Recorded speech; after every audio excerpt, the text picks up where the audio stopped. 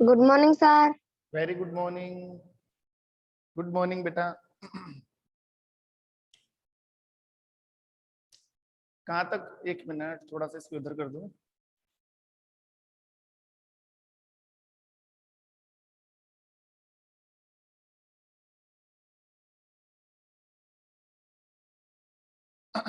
अच्छा, बताओ कहाँ तक करवा दिया था? क्या पढ़ रहे थे हम?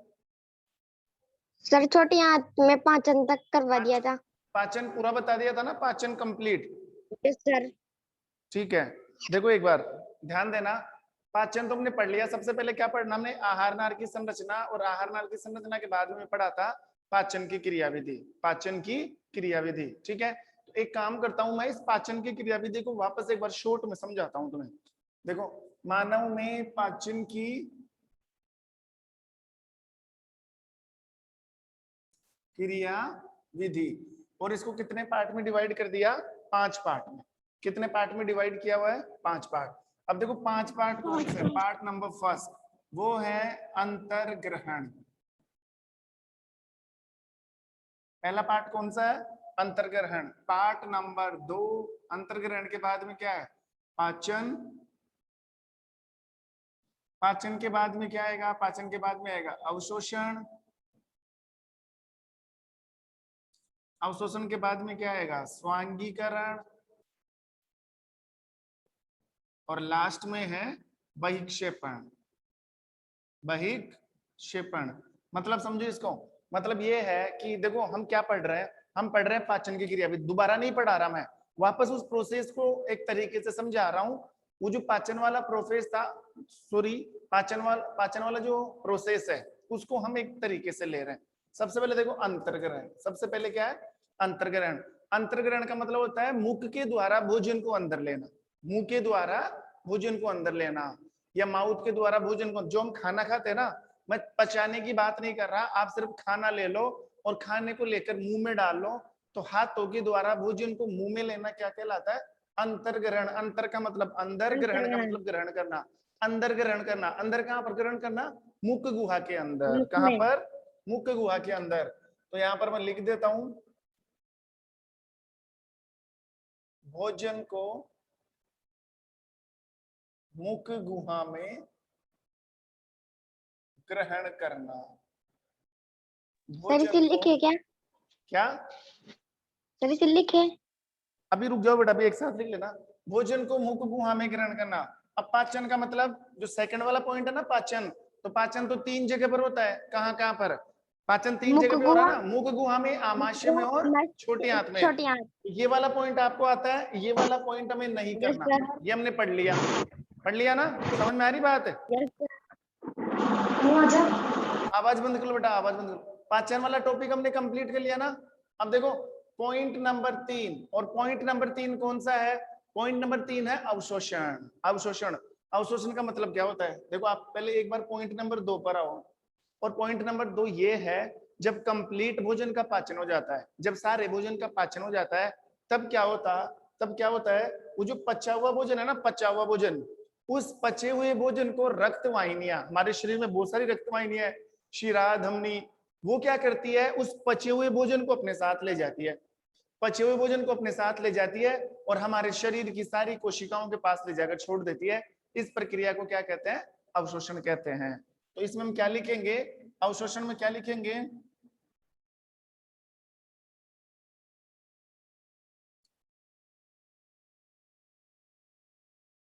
अवशोषण में हम यही लिखेंगे, पाचित भोजन को, पाचित भोजन को रक्त वाहिनियों के द्वारा,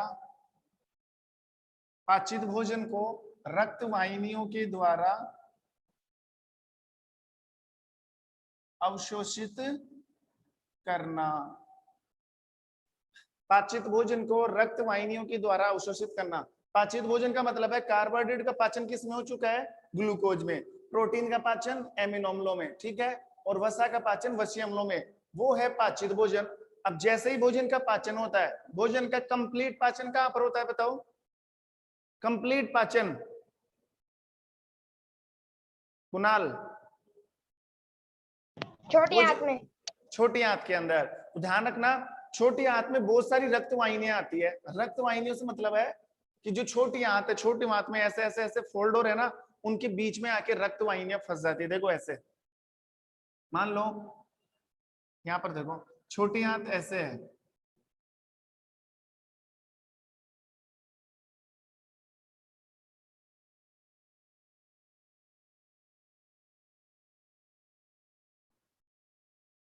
ऐसे, ये छोटी आंत है। अब इनके बीच में आपको गैप दिख रहा है ना, ये वाला गैप, ये वाला गैप, ये वाला, ये वाला गैप, ये वाला गैप, ये जो गैप है, इस गैप के अंदर रक्त वाहिनी आके फंस जाती है। रक्त वाहिनी होती है ना, हमारी बॉडी के अंदर 3 रक्त वाहिनी है, शिरा, धमनी और केशिका। तो मान लो ये वाली रक्त वाहिनी आ गई, यहाँ पर आकर फंस गई, एक और रक्त वाहिनी आई, यहाँ पर आ गई, एक रक्त वाहिनी इधर से आ गई, एक रक्त वाहिनी इधर से आ गई, ऐसे। तो रक्त वाहिनियों के कांटेक्ट में होती है। छोटी आंत किसके कांटेक्ट में होती है? रक्त वाहिनियों के कांटेक्ट में होती है। अब होता क्या है, वो जो पचा हुआ भोजन है वो तो किसके अंदर है? छोटी आंत के अंदर। पचा हुआ भोजन किसके अंदर है? छोटी आंत के अंदर। ठीक है, अब जो पचा हुआ भोजन है ना, इस पचे हुए भोजन को ये रक्त वाहिनियां अपने अंदर खींच लेती है। जैसे ये 2 पाइप दिख रहे हैं ना आपको, ध्यान देना, एक बार समझना इसको ढंग से।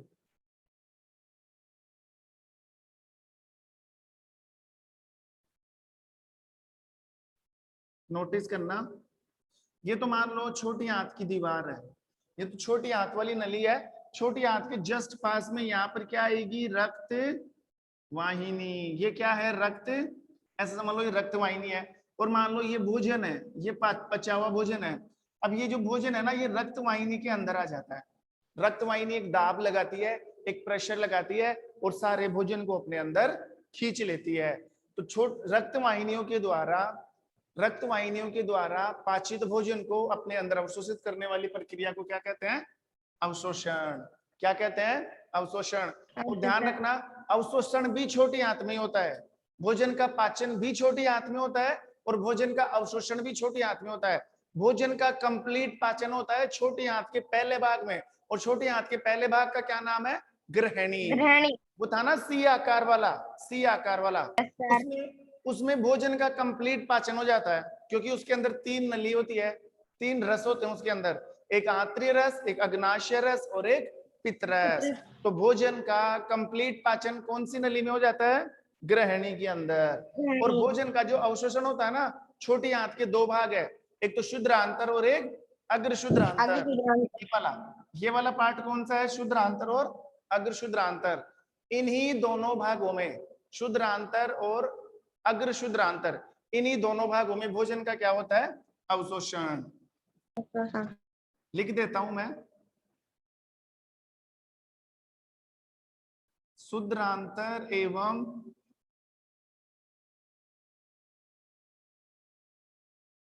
अग्रशुद्रांतर में, शुद्रांतर एवं अग्रशुद्रांतर में भोजन का अवशोषण होता है। भोजन का क्या हो रहा है? अवशोषण। देखो, अंतर्ग्रहण के द्वारा भोजन को मुंह के अंदर लेना, पाचन हमने पढ़ ही लिया। पाचन कहाँ पर होता है? मुगुआ में पाचन, आमाशय में पाचन, छोटी आंत पाचन को कंप्लीट कर लिया। उसके बाद में अवशोषण, और अवशोषण के बाद में क्या है? स्वांगीकरण। स्वांगीकरण का मतलब क्या है? बिल्कुल इजी है। स्वांगीकरण का मतलब है, अब बताओ पाचित भोजन किसके पास आ गया? बताओ। रक्त वाहिनियों के द्वारा।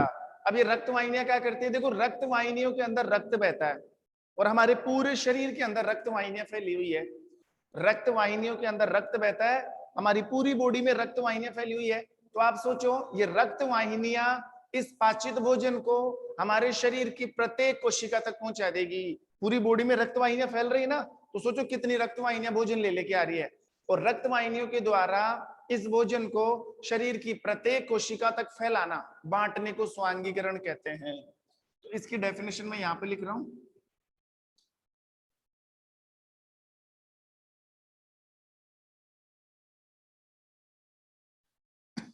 रक्त वाहिनियों के द्वारा पाचित भोजन को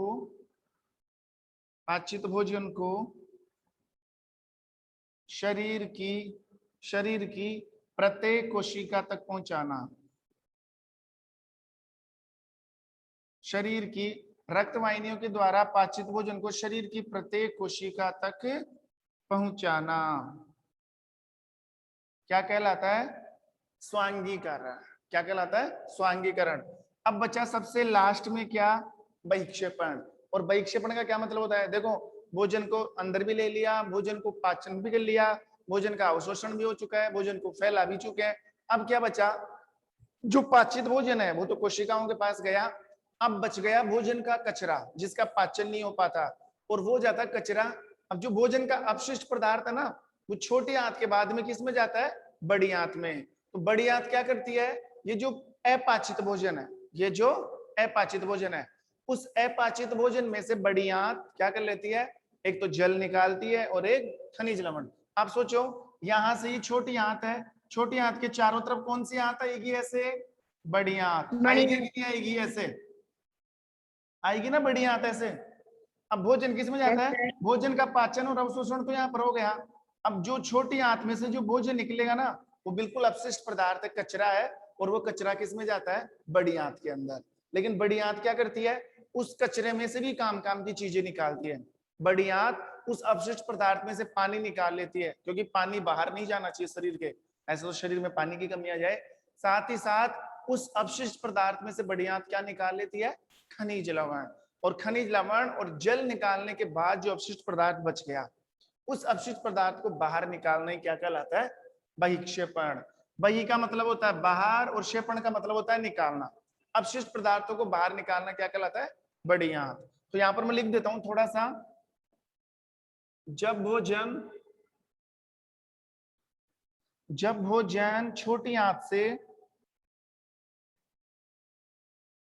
जब भोजन छोटी आंत से बड़ी आंत में जाता है तो, छोटी आंत से बड़ी आंत में जाता है तो, जब भोजन छोटी आंत से बड़ी आंत में जाता है तो बड़ी आंत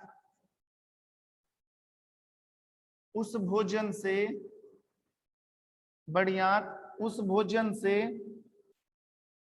जल एवं, बड़ी आंत उस भोजन से जल एवं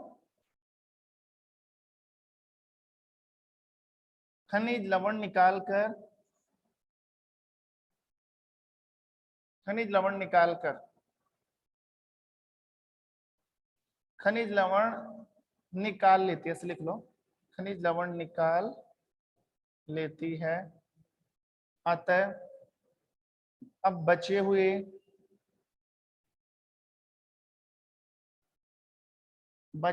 अपशिष्ट पदार्थ को,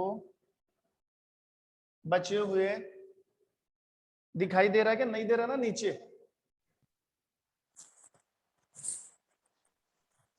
बचे हुए,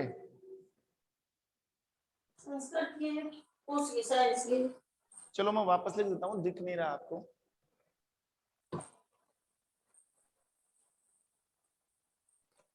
यहाँ पर कर देता हूं। देखो, आप एक काम करो, सभी के सभी ये हेडिंग डाल लो, मानव में पाचन की क्रियाविधि, अंतर्ग्रहण, पाचन, अवशोषण, स्वांगीकरण और बहिक्षेपण। ये लिखो मेरे साथ साथ, ये मैं लिख देता हूं लास्ट में। पहले अंतर्ग्रहण और पाचन में कुछ नहीं लिखना, पाचन वाला कॉलम छोड़ देना क्योंकि आपने पढ़ा हुआ है। अब इसमें क्या लिखेंगे हम? जब भोजन, आवाज बंद कर लो, आवाज बंद अब है। जब भोजन छोटी आंत से बड़ी आंत में जाता है तो,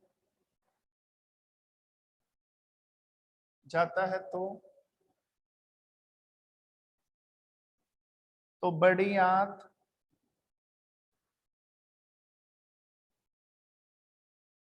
भोजन से, बड़ी आंत भोजन से जल प्लस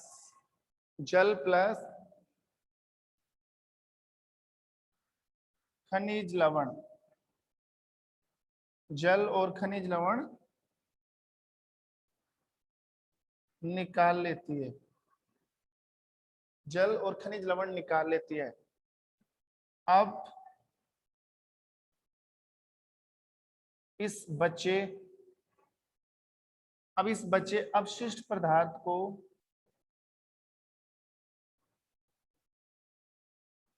अब इस बचे अपशिष्ट पदार्थ को बाहर निकालना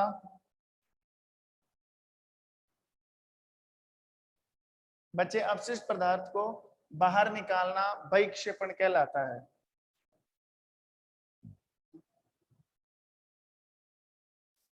बहिक्षेपण कहलाता है।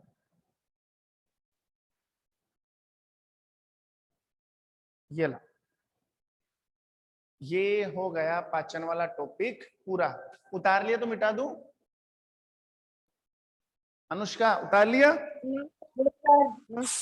Please side. चलो उतारो।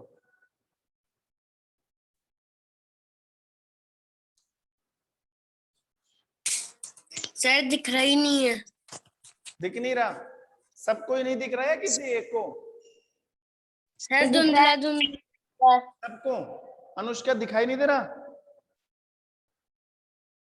सर क्लियर दिख रहा है। बट जिसको नहीं दिख रहा ना, वो एक बार मीटिंग से आउट होके वापस मीटिंग ज्वाइन करो। हट जाओ एक बार मीटिंग से, जिसको नहीं दिख रहा, और फिर वापस ज्वाइन करो, दिख जाएगा।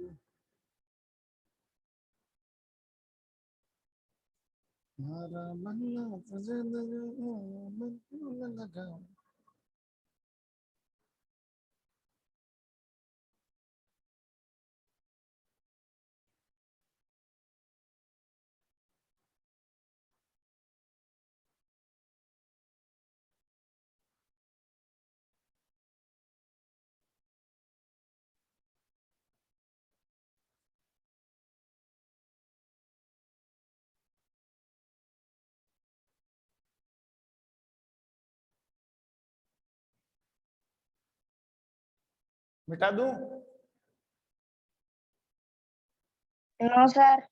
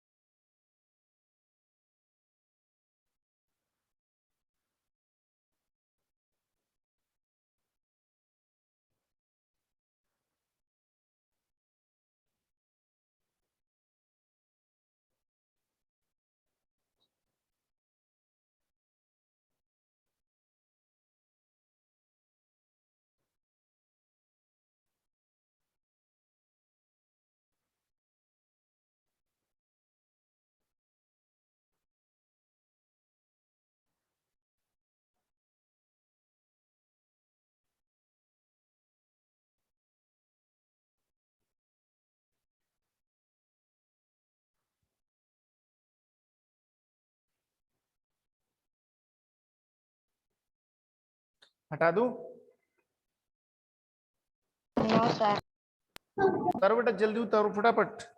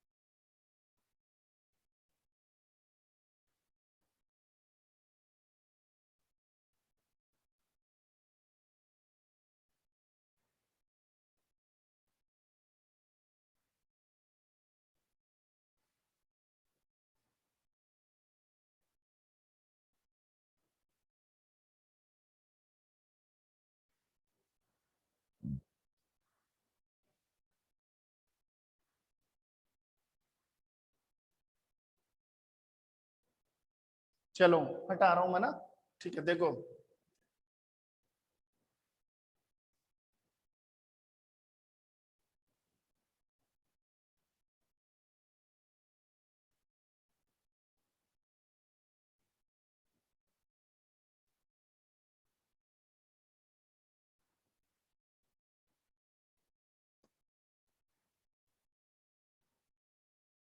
अब देखो ये चैप्टर आपका कंप्लीट पूरा हो गया। इसमें अंदर 2 या 3 टॉपिक बचे हुए हैं, 2 या 3 टॉपिक। और वो 2 या 3 टॉपिक क्या है उनका, वो जो 2-3 टॉपिक है ना वो भी पाचन से रिलेटेड ही है। वो जो 2-3 टॉपिक बच गए ना वो भी किससे रिलेटेड है, पाचन से। और उनका मतलब ये है कि अब तक हमने जो भी पाचन पढ़ा, अब तक हमने जो भी पाचन पढ़ा वो पूरी आहार नाल में पढ़ा कि पाचन में मुख होता है, मुख गुहा होती है, ग्रसनी, ग्रासनाल, आमाशय, छोटी आंत, बड़ी आंत।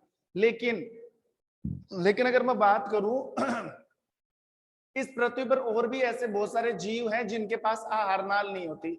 सोचो, जिनकी बॉडी में आहार नाल नहीं होती, उनके शरीर में आप मुंह का पता नहीं लगा सकते। उनके शरीर में मुंह का पता नहीं लगता, मुंह का पता नहीं लगता। उनकी बॉडी के अंदर आप ये नहीं पता लगा सकते कि मुख गुहा कहां पर है, आमाशय कहां पर है, ग्रसनी कहां पर है, छोटी आंत कहां पर है, बड़ी आंत कहां पर है।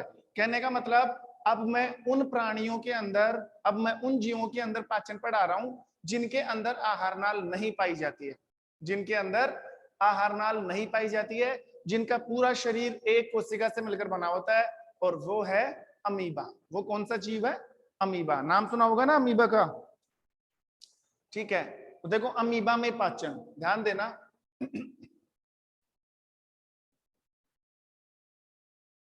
अमीबा में पाचन।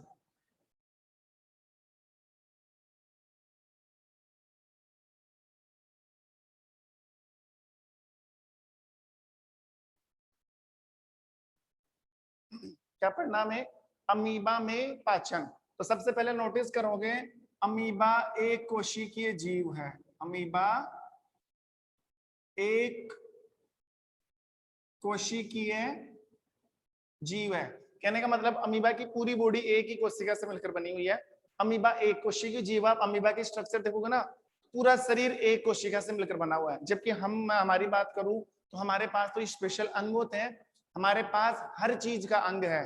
सांस लेने के लिए फेफड़ा है, पाचन के लिए आहार नाल है, सोचने के लिए ब्रेन है, उत्सर्जित पदार्थों को बाहर निकालने के लिए किडनी है, हृदय पर प्रेशर डालने के लिए हार्ट है। तो हमारे पास सब कुछ है। लेकिन कुछ ऐसे भी जीव पाए जाते हैं जिनकी पूरी बॉडी एक ही कोशिका से बना होता है, और उस एक कोशिका से बने हुए जीवों के अंदर भी पाचन होता है। और उन जीवों में पाचन कैसे होता है उसके लिए आपको ये वाला टॉपिक समझना पड़ेगा, ठीक है। तो ये ध्यान रखना, एक कोशिकीय जीव है और अमीबा में आहार नाल नहीं पाई जाती, आहार नाल एब्सेंट होती है। समझ गए, एक कोशिकीय जीव बेचारे के पास, जब इनका पूरा शरीर ही एक कोशिका है तो इनके पास ना तो मुंह है, ना मुख गुहा है, ना आमाशय, आहार नाल इनमें पाई नहीं जाती, आहार नाल इनमें पाई ही नहीं जाती। तीसरा पॉइंट, अमीबा, अमीबा का आकार, अमीबा का आकार स्थायी नहीं होता है, अमीबा का आकार स्थायी नहीं होता है। अतः अतः अमीबा अतः अमीबा प्रति सेकंड अपना अपना आकार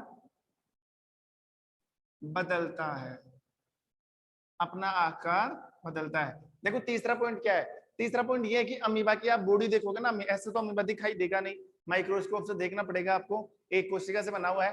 तो अमीबा का जो आकार होता है ना, आकार वो फिक्स नहीं है, वो हर सेकंड में अपना आकार चेंज कर लेता है। कभी कैसा, कभी गोल, कभी लंबा, कभी बेलनाकार, कभी तारेनुमा, कभी जिगनुमा, पता नहीं कैसे कैसा शेप है। इसका शेप फिक्स नहीं है, हर बार अपना आकार चेंज करता है। जैसे मैं आपको एग्जांपल देके बताऊं कि मान लो अमीबा कुछ देर पहले ऐसे है, थोड़ी देर के बाद में आप देखोगे तो अमीबा ऐसे हो जाएगा, फिर थोड़ी देर के बाद में देखोगे तो अमीबा ऐसा हो जाएगा। तो अमीबा का आकार फिक्स नहीं है, प्रति सेकंड वो अपना आकार बदलता है। अब सोचो वो जीव जिनका आकार फिक्स नहीं है, जिनका शरीर एक कोशिका से बना हुआ है, जिनके पास आहार नाल नहीं होती, वो कैसे अपने भोजन का पाचन करते होंगे, वो कैसे श्वसन करते होंगे, वो उन्होंने कैसे अपनी पूरी लाइफ को मेंटेन कर रखा है, कैसे अपनी पूरी बॉडी को चलाकर वो अपने अंदर होने वाली फिजिकल एक्टिविटीज को संभालते हैं।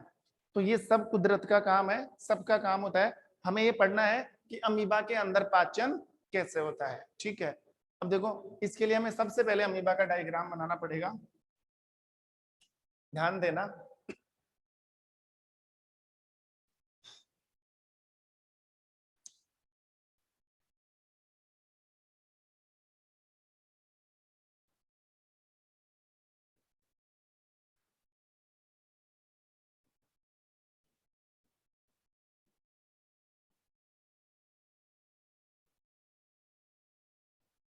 मान लो ये अमीबा है, क्या है ये? अमीबा, ठीक है। ये जो फिगर आपको दिख रहा है, ये फिगर मतलब चित्र, ये चित्र किसका है? अमीबा का, ठीक है। ये अमीबा का डायग्राम है। अब ध्यान रखना, ये तो एक कोशिका है, ये पूरी देख रहे हो ना आप, ये क्या है? अमीबा की कोशिका झिल्ली। ये क्या है? अमीबा की कोशिका झिल्ली। क्योंकि हम जानते हैं कोशिका के चारों तरफ पाए जाने वाले आवरण को क्या बोला जाता है? कोशिका झिल्ली। तो ये तो पूरी की पूरी कोशिका झिल्ली, और ये अमीबा के बीच में क्या है? केंद्रक। कोशिका के मध्य में क्या होता है? केंद्रक। इसके अलावा अमीबा के अंदर ये जो आपको दो चीजें नजर आ रही ना, ये वाली, इन्हें बोला जाता है रसधानियां। रसधानियां, very important organ of amoeba. ये अमीबा का बहुत इंपॉर्टेंट ऑर्गन है, रसधानियां। क्या कहते हैं इनको? रसधानियां। और ये रसधानियां क्या काम करती है? देखो रसधानियों का काम क्या है? रसधानियों का काम ये है कि ये जो रसधानियां ना, इनके अंदर बहुत सारे एंजाइम होते हैं। इन रसधानियों के अंदर क्या होता है? बहुत सारे एंजाइम होते हैं, और ये एंजाइम क्या करते हैं? भोजन का पाचन करते हैं। जैसे एंजाइम तो हमारी बॉडी के अंदर भी है, तो एंजाइम तो इनके शरीर में मिलेंगे। इनके अंदर एंजाइम होते हैं, और ये एंजाइम भोजन का क्या करते हैं? पाचन करते हैं। देखो कैसे, अब नोटिस करना, सबसे इंपॉर्टेंट चीज है ना अमीबा के अंदर, वो क्या है? सबसे इंपॉर्टेंट चीज है अमीबा के ये वाले पार्ट। जहां जहां पर मैं मार्कर घुमा रहा हूं, वहां वहां पर नोटिस करना, ये वाली स्ट्रक्चर आपको दिख रही होगी ऐसे। ये है अमीबा के पैर। अमीबा के पैर जो चारों तरफ आपको दिख रहा है ना, ये अमीबा के क्या है? पांव। अमीबा के पांव, मतलब कृत्रिम पांव। इनको क्या बोला जाता है? कृत्रिम पांव। ये अमीबा के कैसे पांव है? कृत्रिम पांव। और इनको क्या बोला जाता है? ये अमीबा के पांव है।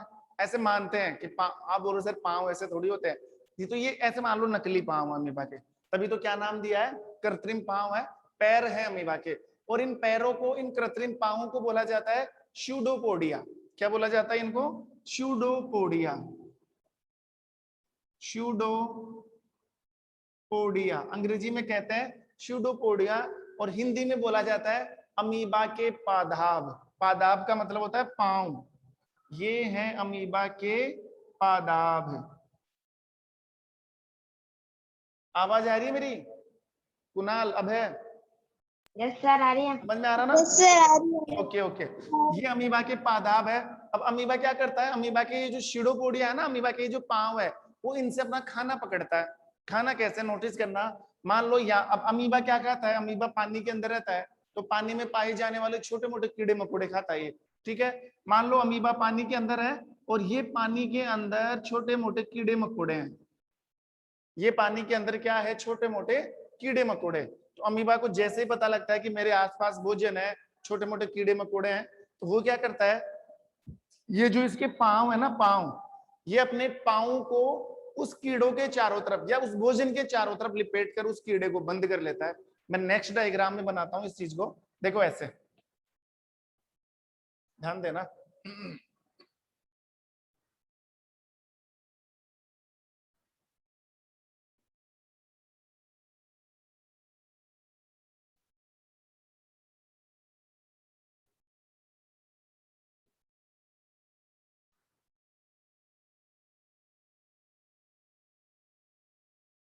अब देखो, मान लो ये है वो भोजन, ये है वो भोजन, और ये अमीबा के पादाब।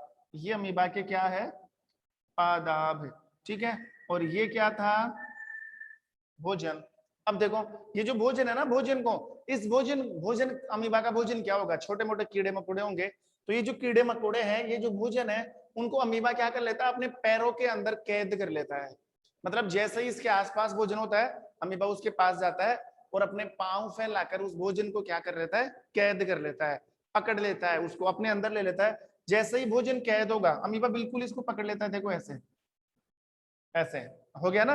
अब ये भोजन बाहर भी नहीं जा सकता, क्योंकि ये अमीबा ने इसको क्या कर लिया? कैच कर लिया। अब नेक्स्ट फेज में क्या होता है? अमीबा क्या करता है? ये जो भोजन है ना, इसको अपने अंदर लेकर आएगा। इस भोजन को अमीबा अपने अंदर लेकर आएगा। तो मान लो ये भोजन आ गया अंदर, ये भोजन कहां पर आ गया? अंदर। ये आ गया भोजन। अब क्या होगा? जैसे ही भोजन अंदर आएगा, ये क्या है, रसधानी, ये वाली है ना रसधानी। और मैंने क्या बताया था अभी कि जो रसधानी होती है उसके अंदर क्या पाए जाते हैं, एंजाइम। क्या पाए जाते हैं उसके अंदर, एंजाइम। रसधानी के अंदर क्या है, एंजाइम। तो ये रसधानी क्या करेगी, इस भोजन के ऊपर, भोजन को अंदर ले लिया, भोजन को अंदर ले लिया अंतर्ग्रहण विधि के द्वारा, ठीक है। तो जैसे ही भोजन अंदर आएगा, अमीबा अपनी रसधानियों के अंदर से कुछ एंजाइम छोड़ेगा, कुछ एंजाइम छोड़ेगा उस भोजन के ऊपर। और जैसे ही रसधानी में से एंजाइम निकलेंगे, एंजाइम अमीबा के अंदर आए हुए भोजन के ऊपर डाला जाएगा। और एंजाइम डालते ही क्या होगा, वो जो भोजन बाहर से आया ना उसका पाचन हो जाएगा। उसका क्या हो जाएगा, पाचन। पाचन से मतलब ये है कि उस भोजन में जो भी काम की चीजें थी खाने लायक, वो अमीबा ने ले ली। और लेने के बाद जब भोजन का पाचन हो जाता है, तो जैसे भोजन आया वैसे अपशिष्ट पदार्थ को अमीबा क्या कर देता है, बाहर निकाल देता है। तो इस रसदानी के द्वारा इस भोजन के ऊपर क्या छोड़े गए, एंजाइम। तो अब इस भोजन का क्या हो गया, पाचन। और जैसे ही भोजन का पाचन पूरा हो जाता है, अब ये क्या बच गया, पाचन का मतलब पूरी एनर्जी तो अमीबा ने ले ली, भोजन से जो भी आवश्यक पदार्थ थे सब खींच लिए। अब ये बच गया अपशिष्ट पदार्थ। अब ये क्या बच गया, अपशिष्ट पदार्थ। अब जैसे अमीबा ने भोजन को अंदर लिया था ना, किसके द्वारा, इन पादाबों के द्वारा, वैसे ही इस अपशिष्ट पदार्थ को बाहर निकाल दिया जाएगा। और ये अपशिष्ट पदार्थ चला गया बाहर। तो इस प्रकार बिना आहार नाल वाले जीव, इस प्रकार ऐसे जीव जिनकी बॉडी की स्ट्रक्चर कंप्लीट नहीं है, जो एक कोशिकीय जीव है, वो अपना पाचन पूरा करते हैं। ये वाला पॉइंट समझ में आया कि नहीं आया, सर आ गया। पूरा। अनुष्का, अनुष्का यादव, यस सर, समझ में आ गया। अब है, चलो एक छोटा सा टॉपिक और है, देखो वो भी पढ़ लेते हैं, यही बता देता हूं मैं। स्टारफिश वाला, अमीबा में पाचन, और यहां पर लिख देता हूं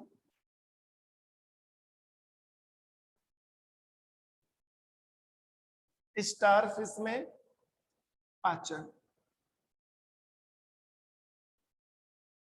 देखो कैसे, ध्यान देना, स्टारफिश का नाम तो ना होगा। अब स्टारफिश है ना, स्टारफिश जो है तारा मछली, अब ये मछली नहीं है, ये दूसरी प्रजाति की जीव है।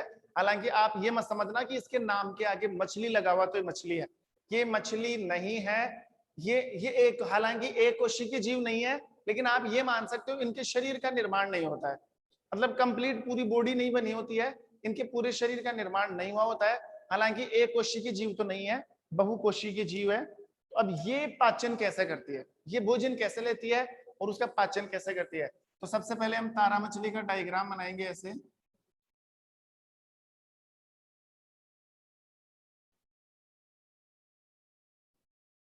ये लो, ऐसी होती है तारा मछली। अब आपको काम, आपसे मैं पूछूं कि बताओ ये तारा मछली है, इसका मुंह कहां पर है, इसका नाक कहां पर है, ठीक है, इसका आमाशय कहां पर है, छोटी आंत कहां है, इसकी पीठ कहां पर है, इसका पेट कहां है, इसका हृदय कहां पर है, कुछ अता पता नहीं लगेगा, क्योंकि इनके शरीर का निर्माण कंप्लीट नहीं होता है। अगर होता भी है तो ये अलग टाइप की बॉडी है, ठीक है। तो ध्यान रखना, ये जो तारा मछली में जो नुकीले नुकीले स्ट्रक्चर निकल रही है ना, ये वाली, ये जैसे अमीबा में तो हमने इनको क्या बोला था, अमीबा में इनको बोला था हमने पादाब, ठीक है। और तारा मछली में इनको क्या बोला जाता है,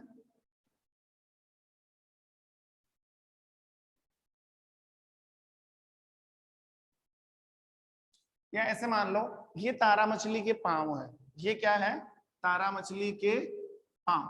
अब ध्यान रखना, तारा मछली की बात करूं मैं, स्टारफिश की बात करूं, स्टारफिश का पूरा शरीर, ये इसका पूरा शरीर ही तो है, स्टारफिश के पूरे शरीर के चारों तरफ एक कठोर आवरण पाया जाता है। क्या बोल रहा हूं मैं, स्टारफिश के चारों तरफ, इसकी बॉडी के चारों तरफ एक कठोर आवरण पाया जाता है। और वो आवरण किसका बना होता है, कैल्शियम कार्बोनेट का।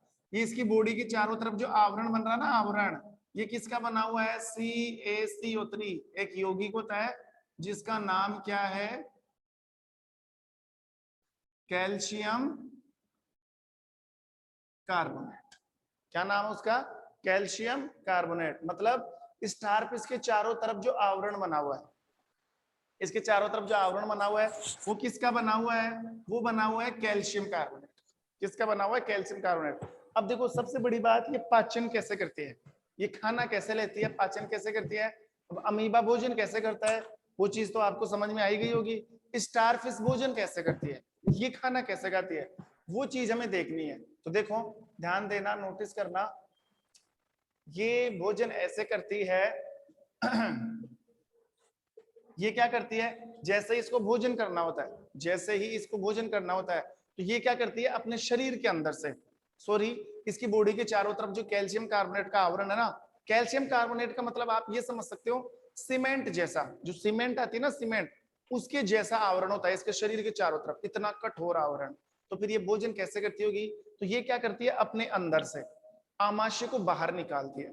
इसके पास ऐसी कला है, ऐसी टेक्निक है इसके पास, ये अपनी बॉडी में से आमाशय को बाहर निकालती है। और इसका जो आमाशय है वो तो मांसपेशियों से बना हुआ है, आमाशय को बाहर निकालेगी और किसके ऊपर डाल देगी, भोजन के ऊपर, और भोजन को पकड़ कर कहाँ ले जाती है, अंदर।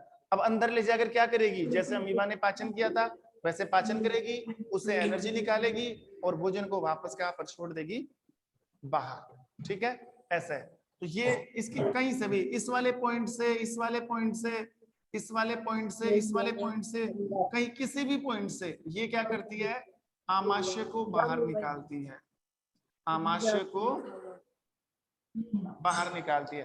और आमाशय को बाहर निकाल कर क्या करेगी, बताओ देखें, आमाशय को बाहर निकाल कर क्या करेगी,